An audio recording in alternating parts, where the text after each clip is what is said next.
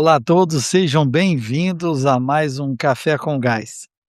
Esse episódio, ele está sendo transmitido ao mesmo tempo pelo Instagram, aqui no canal @anestesiador, e também no nosso blog, o Substack, que também permite o a transmissão ao vivo para os assinantes e para toda a comunidade no Substack. Mais tarde eu vou falar um pouco sobre o que é o Substack e o blog do anestesiador, né. Sejam bem-vindos aí, esperar mais alguns minutos aí, a gente vai falando um pouquinho sobre o que é o café com gás, né. É uma forma de comunicar com todos os colegas e os seguidores aqui do Instagram, para passar informações e novidades na área da medicina perioperatória. Esse projeto faz parte de um ecossistema digital, o ecossistema Medicina do Conhecimento, onde o interesse é trazer, informações, não só sobre ciência, mas também sobre qualidade de vida. Isso de uma forma, o que eu gosto de chamar de omnichannel, de vários formatos, em áudio, vídeo, texto, e dessa forma a gente consegue atingir, da maneira que você mais gosta. Por exemplo, tem gente que gosta de leitura, tá lá no blog do anestesiador a oportunidade de participar, interagir, com processos, protocolos, guidelines, revisão de artigos e posts relacionados à qualidade de vida, o áudio através dos podcasts Medicina do Conhecimento e o vídeo também através do Instagram, através do Substack, do YouTube e dentro das publicações do blog do anestesiador, resumos de artigos em texto, áudio e vídeo, inclusive linkados com o Spotify, anestesiador, que foi criado, diferente do podcast Medicina do Conhecimento, para transferir informações referentes a artigos médicos praticamente que diariamente. Então, mas hoje, na verdade, eu estou falando um pouco sobre o ecossistema digital Medicina do Conhecimento, mas, o tema de hoje é algo bem diferente. É quando o médico se torna paciente. Nesse caso, eh, a gente vive uma transformação muito intensa, porque quando você é do lado de cá médico, você sabe exatamente os passos, os riscos e toda a segurança que você tem que oferecer para o paciente. E quando você está como paciente, você tem que fazer todo um processo para se deixar ser cuidado. É. Então, vamos lá, a gente vai falar aqui um pouco sobre isso. Talvez a internet esteja um pouco, eh, ativa aí, eu vou pedir que o staff aí desconecte da rede para deixar só a rede para mim, e ficar aí no 4G, tá bom? Então vamos lá. Tudo começou alguns meses atrás, quando na preparação, eh, a preparação que eu iniciei para a próxima maratona. Eu percebi que na primeira maratona, um grande desafio que eu tive lá pelos 37 quilômetros dos 42, foi que faltou músculo. Eh, o cardio estava ok, respiração tranquila, frequência cardíaca dentro do que eu esperava, mas os músculos faltaram. Então, eu tentei com isso, nesse novo projeto da segunda maratona, me esforçar para ganhar massa muscular e sobreviver, ou pelo menos me sentir melhor na próxima maratona, depois desses 37 quilômetros, que são os que normalmente quebram os corredores, né. E aí eu passei a fazer atividade, praticamente musculação 5 vezes por semana, e comecei a sentir um desconforto na região inguinal. Ah, a gente vai deixando, mas por insistência da minha cuidadora maior, né, da minha esposa, eu resolvi procurar um colega cirurgião para ver o que estava acontecendo. E para me facilitar o processo, ele não só descobriu a hérnia do lado esquerdo, mas também uma hérnia do lado direito, ainda maior, e foi indicado a cirurgia. Isso é muito interessante, que eu me vi no lado de um dos pacientes, e não é tão simples assim como vocês sabem, né. A maioria das vezes, você passa por um processo muito cheio de burocracia, a partir do momento que você passa num cirurgião, tem um diagnóstico, começa aí um processo de correr atrás de documentação, de exames, exatamente como eu vou falar daqui a alguns instantes, sobre o processo da segurança da anestesia e da cirurgia. É necessário, porque se você, deixar passar despercebido algum item mais, eh, importante, você pode sofrer consequências, né, de complicações que poderiam ser evitáveis, né. Então, o mais importante desse processo, eu trago essa conversa hoje, que é para falar exatamente de, esse caminho que foi percorrido. O primeiro dele é deixar ser cuidado. É difícil para a gente médico tentar entender que nós não somos super-homens e que nós precisamos muitas vezes interromper as nossas atividades para que nós, tenhamos um processo de segurança, processo de ser cuidado, né, para que a vida, possa caminhar da melhor forma possível. E estar do outro lado, me sentir como um paciente, foi bem desafiador, porque o maior problema é pensar quanto tempo eu teria que ficar parado, principalmente dos meus treinos, uma vez que apesar de a próxima maratona estar marcada para 30 de agosto de 2026, a maratona de Vitória, todo o treinamento perdido, ele não volta mais. Então, a preocupação foi dessa forma, em quanto tempo eu deveria me preparar, né, para esse processo. E a autorização, o processo de autorização foi até bem rápido, os exames já tinham sido colhidos, mas a gente sempre tem que passar pelas consultas, pelos exames com o cirurgião, né, levar os resultados, e a importância também de ter uma avaliação pré-anestésica, né. Não é tão simples assim, a gente não chega lá no dia e vai ser operado do nada. A gente tem que passar por um processo de avaliação de riscos, né. Avaliação pré-anestésica nada mais é do que, identificar os riscos e o que pode ser feito para reduzi-los no intraoperatório. Então, quando a gente fala de medicina perioperatória, a gente vai falar de preparar o paciente do diagnóstico, preparar o paciente, a sua internação e o pós-alta, né. Agora, uma coisa que eu entendo que a maioria dos pacientes comenta, é em relação à ansiedade de estar vivendo esse momento. Então a gente tem que se preparar também psicologicamente,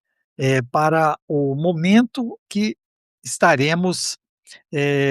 vencendo, né. Cada passo será uma situação própria e a ter fé, né, acreditar que tudo vai dar certo, pensar positivamente também é muito, eh,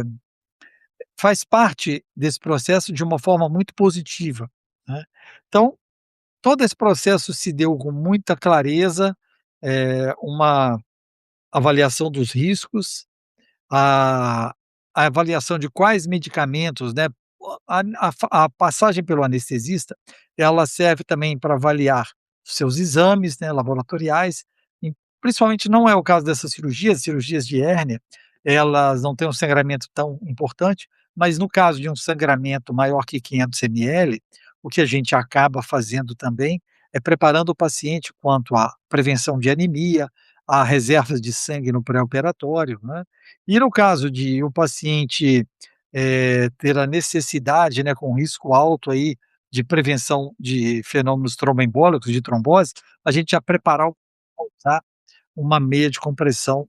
eh, elástica, já mesmo no intraoperatório, né. Então passando por todo esse processo de avaliação de riscos, de jejum pré-operatório, o jejum é muito interessante que as pessoas entendam que o fato de você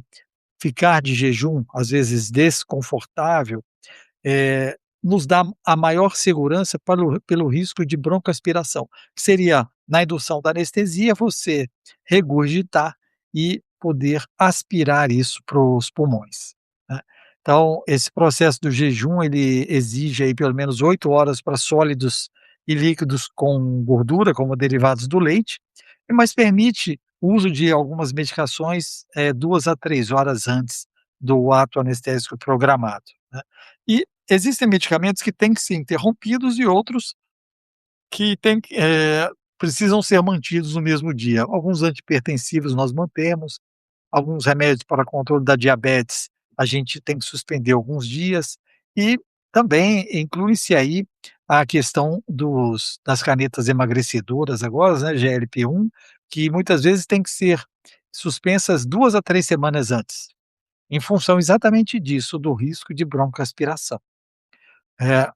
Existem as novas diretrizes que inclusive já publiquei aí no blog do anestesiador e aqui no @anestesiador, que falam que as sociedades se reuniram e sugeriram que os indivíduos em uso de GLP-1, eh, eles, Monjaro, né, principalmente, que é a droga da vez, eles precisam, se for uso crônico, dose fixa, pode ser suspensa em apenas uma semana, mas na véspera será necessário o uso de uma dieta exclusivamente líquida nas 24 horas que antecedem a cirurgia, exatamente para a prevenção desses maiores riscos. Então, no dia da cirurgia, a gente chega lá no horário marcado, quase que de madrugada, para fazer o processo administrativo, né, e logo, logo você é levado à sala de cirurgia. Existe um processo na maioria dos hospitais, a gente não interna mais na véspera para a gente não interna mais para dormir no hospital, a gente já vem de casa. Então esse contato, esse preparo pré-operatório com a equipe cirúrgica, ele faz toda a diferença, porque você precisa ser bem orientado para isso. E a gente tem que evoluir também para uma consulta operatória de enfermagem. Isso a gente já está idealizando no nosso serviço aqui, para que a enfermagem também colha os dados do paciente, que serão sensíveis, que farão diferença no cuidado da enfermagem, uma vez que, quando a gente fala de cirurgia segura, ela tem que envolver toda essa gama de profissionais, que vai no pré-operatório do cirurgião, o anestesista, a enfermagem e o intra-hospitalar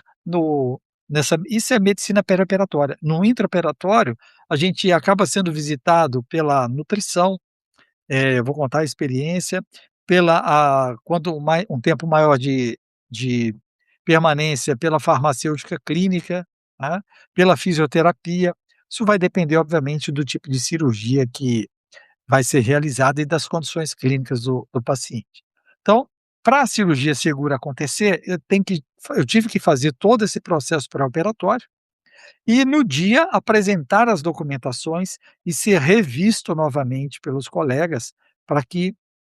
fosse checado e que tudo corresse bem, né. E felizmente tudo estava dentro dos conformes, né, e foi optado pela técnica cirúrgica. Agora existem 3 formas de se operar, né, por exemplo, as hérnias inguinais.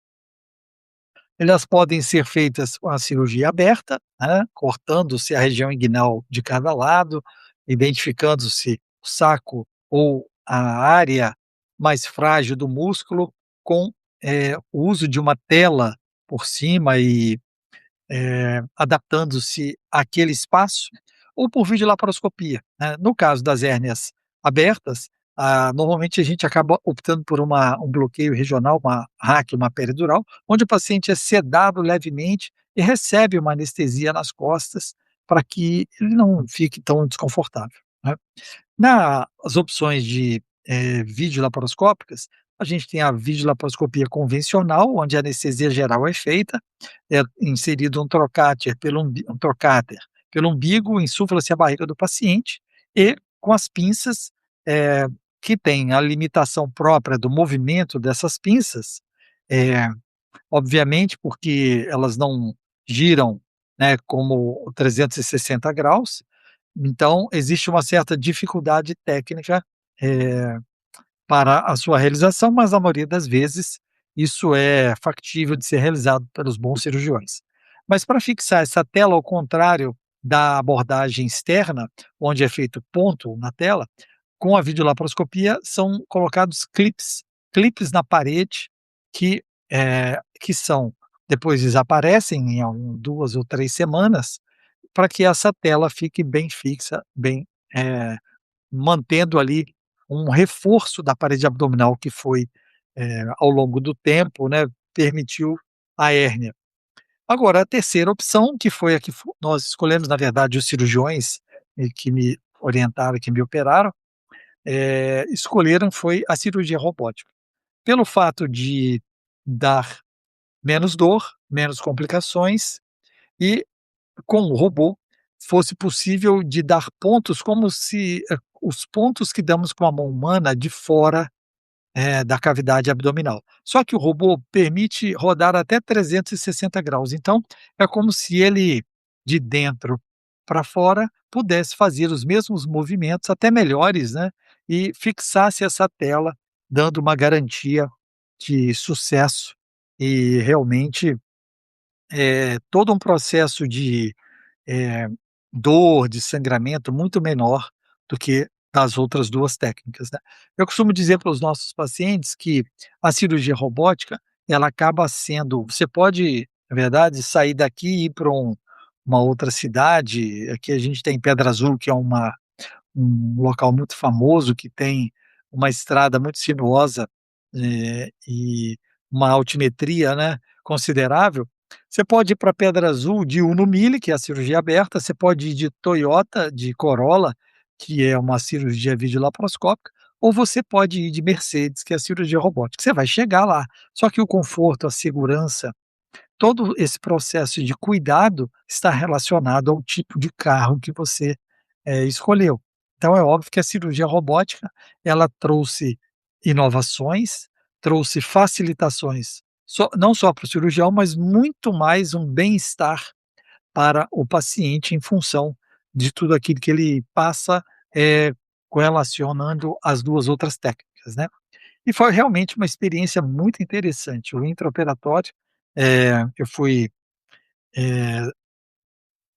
algumas pessoas me perguntaram, né, antes, quem seria como que eu faria para escolher o meu anestesista. O meu anestesista foi o colega que, seria o colega que na hora tivesse a coragem de fazer a minha anestesia, já que a gente trabalha com uma equipe extremamente competente, né, muitos aptos a fazê-lo, né, e, pra mim foi uma escolha, uma oportunidade de também, verificar se tudo aquilo que nós fazemos no nosso dia a dia e nós ensinamos, né, os colegas trazemos de conteúdo, estava sendo bem aplicado. Então nada melhor do que passar por uma situação como essa. E a anestesia foi muito, eh, diferente, né, a partir do momento que eu entrei na sala operatória, me posicionei na mesa cirúrgica,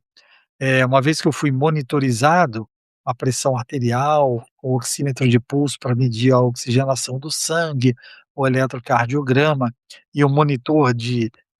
ondas cerebrais, eu recebi alguns miligramas de benzodiazepínico, midazolam, e apaguei, né, segundo o colega Thales, que fez a minha anestesia, eh, eu dormi com muito pouco anestésico, né. E realmente, houve um hiato na minha vida entre o início dessa anestesia e o despertar. Quando eu acordei, eu já estava na sala de recuperação anestésica, e a sensação que eu tive é que eu estava na minha casa e procurando pela minha esposa. Eu me senti tão bem que, eu estava num ambiente acolhedor. Então, vocês vejam a importância de toda a equipe multiprofissional, né, ao chegar na sala de recuperação pós-anestésica e ao despertar, eu me senti ali tão bem acolhido que parecia que eu não estava naquele ambiente. E todo esse processo se dá pelos cuidados também na sala de cirurgia. É a prevenção de hipotermia, é a hidratação adequada, é uma analgesia bem feita e pensada, para o pós-operatório, já que a analgesia, o controle da dor, ele não se dá apenas no momento do despertar. Isso tem que ser preparado mesmo antes do início da anestesia, através, por exemplo, eh, do preparo quanto à ansiedade, de medicações que podem ser usadas previamente à cirurgia, à anestesia, para uma analgesia multimodal e os medicamentos que são escolhidos para serem, eh feitos no intraoperatório, para que a gente use um pouco de cada medicamento. Então isso fez realmente muita diferença, né, no sentido de um despertar tranquilo e com uma analgesia eficiente, né. Agora, no pós-operatório, há uma continuidade. A partir do momento que nós estamos aptos a sair da sala de recuperação da anestesia, a gente acaba indo para a enfermaria, no meu caso, né, e chegando lá, a gente é validada, os nossos riscos são validados pela equipe, de enfermagem, e tem que ser muito bem explicado para o paciente que a gente desconsiderando o fato de que eu sou médico, anestesista e faço parte até do comitê de qualidade do Hospital Meridional Cariacica, onde eu fui operado, a gente entende as necessidades de explicar para o paciente os seus principais riscos. Como, por exemplo, que isso varia de acordo com as condições clínicas do paciente e com o tipo de cirurgia. Então, essas condições podem estar relacionadas à flebite, uma vez que você tem o acesso venoso para a cirurgia e são administrados medicamentos que podem causar uma inflamação da veia, o risco de broncoaspiração, se o paciente ainda chega com certa sonolência e vai se alimentar, mas às vezes não tem a capacidade, eh, o reflexo, né, de proteção das vias aéreas íntegro, eh, o risco de queda, uma vez que você chega nos primeiros momentos e não deve se levantar, até por uma questão de uma reação vasovagal com hipotensão, uma bradicardia, pelo fato de ter ficado um bom tempo deitado, né, e pelo próprio jejum, né. E, também o risco de fenômenos tromboembólicos, que está relacionado aí com a idade, com o tipo da cirurgia e com a possibilidade ou não de deambulação precoce em relação à mobilidade. Todo esse processo tem que ser trabalhado de uma forma muito coerente e em equipe, porque a gente tem que, quando possível, tirar o paciente do leito o mais rápido possível, para que ele se movimente. A prevenção de trombose não é exclusivamente farmacológica, ele precisa da cooperação do paciente e estar se movimentando até mesmo enquanto ele estiver acamado, né. E, entender que para se locomover, ele também vai precisar de ajuda, né, vai precisar também de estar no momento adequado. E a quebra do jejum é muito importante. Se a gente fizer uma conta, praticamente a gente chega a ficar 16 a 18 horas de jejum, entre o início do jejum, chegar ao hospital, ser operado, sala de recuperação, chegar no quarto, até, novamente receber a primeira refeição. Então, a quebra do jejum, ela é algo que precisa ser, eh, controlado, né, e a equipe da nutrição, ela acaba sendo responsável por isso, e eu tive a grata satisfação de receber passou por mim a nutricionista, Vitória, foi muito gentil, identificou que eh, o meu de jejum, ele normalmente é feito com ovos mexidos e me ofereceu isso no lugar de pão para o dia seguinte. E por eu, dizer que eu tenho hábitos, mais cuidadosos de alimentação, ela providenciou também, no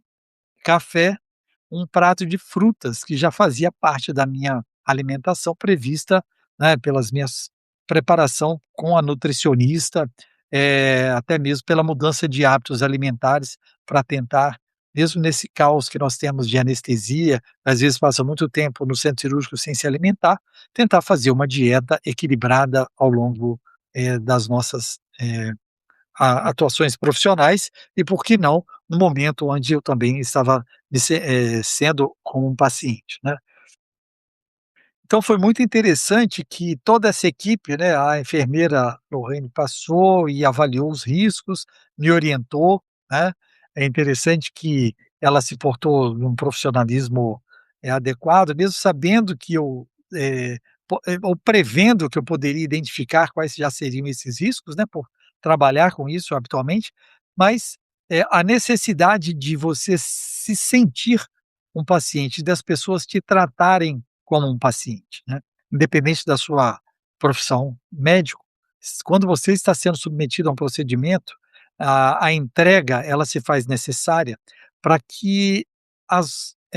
barreiras não sejam quebradas, que o principal problema que relacionado aos eventos adversos que temos durante a internação hospitalar, estão relacionados à comunicação entre as pessoas. Então nós temos que ter a certeza que essas pessoas, estão entendendo o que nós estamos falando, né. Então essa quebra de jejum ela foi feita de uma forma muito tranquila, né, e no final você acaba recebendo mais medicamentos sintomáticos, né, uma o uso de antibióticos preventivamente por no máximo 24 horas, para que a gente possa, cumprir, as premissas e os princípios da cirurgia segura de uma forma, eh, bem com uma prerrogativa bem dura, né, para que as coisas aconteçam e diminuam-se os riscos dos nossos eventos adversos, né. Então, a deambulação precoce foi bem importante, né, e esse fato de estarmos atento a cada risco, a prevenção desse processo, ele nos ajuda aí a enfrentar e permitir uma alta precoce. A alta foi dada hoje pela manhã, bem cedo, né, eu acreditava até que poderia ter dormido em casa, mas eu como paciente resolvi acatar as orientações médicas, né, e o maior desafio foi ter que escutar que eu vou ter que parar os treinos aí por algumas semanas, né, já perguntei se eu poderia voltar a uma caminhada mais precoce, mas eu vou ter que cumprir primeiro o retorno, à consulta médica para ser reavaliado, começar com, eh caminhadas mais leves, né, até caminhadas mais longas e só pelo menos daqui a 4 semanas voltar para o projeto segunda maratona aí, correndo dentro do meu processo de planilhas e de força muscular na academia. E é importante a gente ter também uma escolha, né, falando um pouco desse projeto, escolher as pessoas certas que estarão do seu lado. Hoje eu optei por uma academia, YouCare, que ela oferece um plano não só da musculação, mas o personal à nossa disposição, uma fisioterapeuta, uma nutricionista e uma psicóloga. Então a preocupação integral com a saúde faz parte da melhor performance, né. E isso me fez muita falta no primeiro momento, quando eu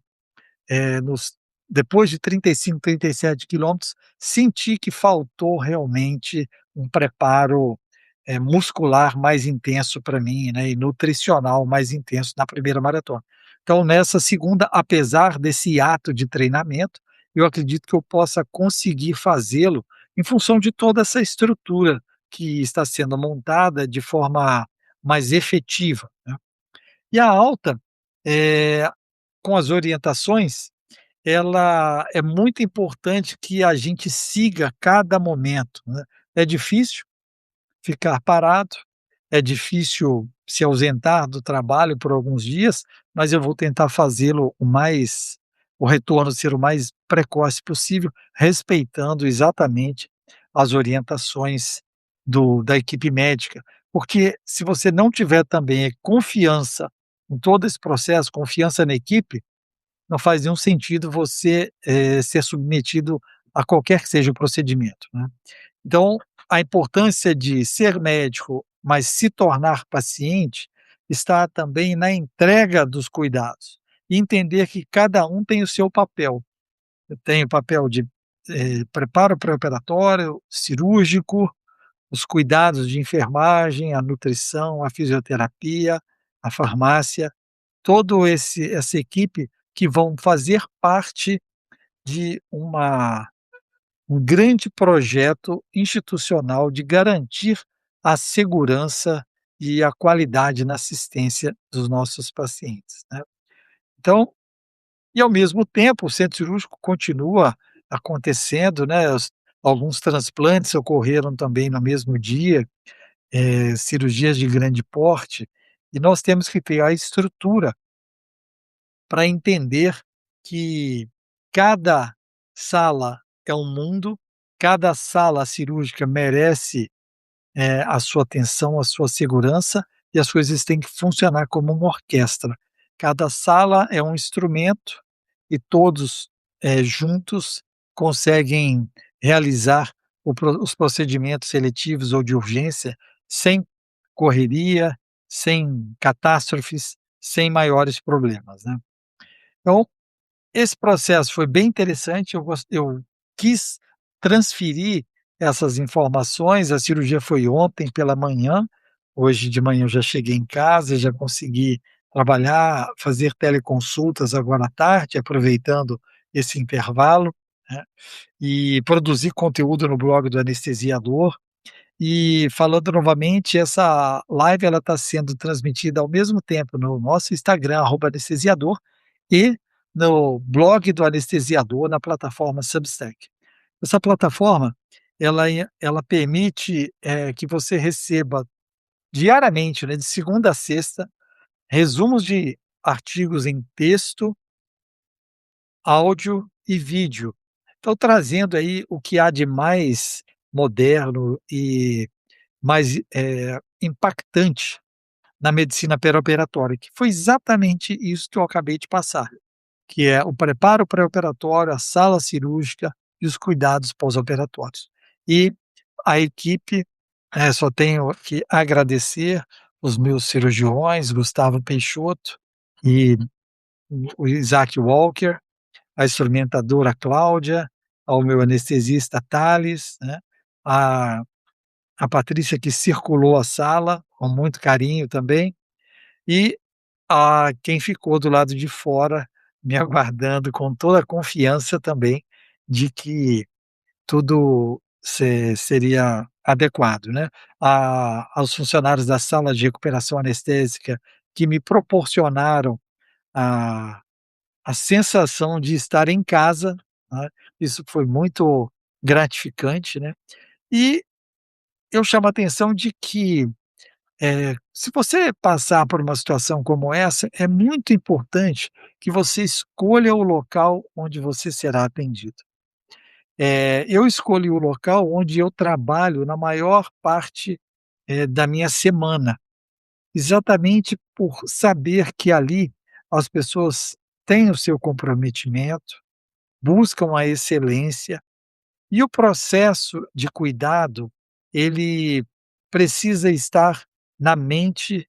de todos os profissionais que se envolvem com essa medicina perioperatória. Então, desde a anestesista, cirurgião, enfermagem, nutrição, farmácia, fisioterapia, toda essa equipe, o administrativo, né, são pontos que, sem uma ação, humanizada, também não teriam atingido ou o mesmo eh, o mesmo sucesso, né, que eu consegui até o momento. Então, agradeço aí a presença de todos que passaram por aqui. Essa live vai ficar gravada, então o Café com Gás é o momento da gente falar não só de ciência, de anestesia, mas também de experiências de vida, né. Espero que vocês gostem, que compartilhem essa oportunidade, né, de,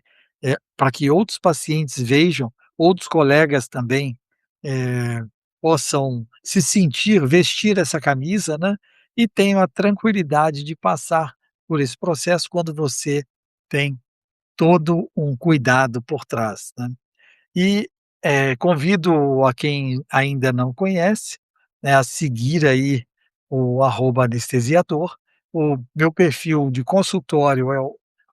@consulte o anestesista, né, lá no site consulteoanestesista.com.br você consegue ter mais detalhes de como receber a sua teleconsulta online, e o blog do anestesiador, para os colegas acadêmicos e colegas de medicina que quiserem estar sempre à frente e se tornarem um early adopter de novas tecnologias, de novos ensinamentos,